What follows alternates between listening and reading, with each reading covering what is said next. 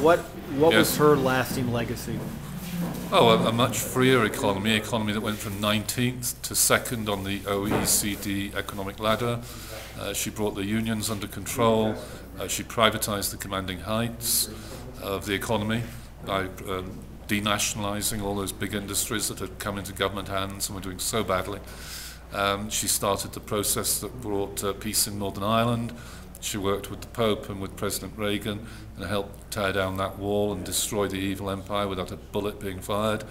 And that's just for starters. I mean, there was a feeling in 1979, after the winter of discontent, that we were in the last chance saloon. That if we didn't get it right now, we were going to go the route of, say, in Argentina.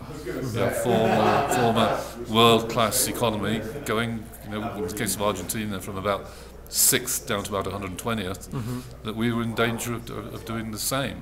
In fact, the year before she was elected, there was a headline in the British newspaper, the Daily Telegraph, and the headline was, "Cheer up, things are getting worse," meaning that whilst you muddle through, the appetite for radical reform, the radical change isn't there, and it's only when that muddling through simply isn't working anymore that the public will support much needed change.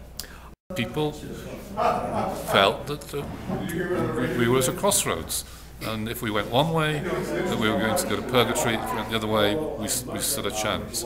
But she took on the unions. Union membership dropped from over 50% of the workforce to less than 20%. She broke a lot of eggs. I mean, she's still much more controversial in England today than she is here in the United States. She's never been a very cuddly kind of person. She's very plain-spoken. I mean, privately, she's a very, very nice person, a very caring person, particularly with close employees and friends and family. A wonderful person. But she was in public very plain-spoken, very direct, and you knew exactly where you stood with her.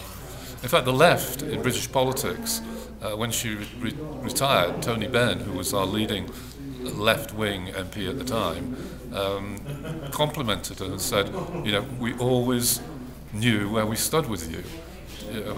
If you said, and next year I'm going to privatise X, or next year I'm going to remove this trade union, you never. She wasn't a politician like she was in the sense of, smoke and mirrors.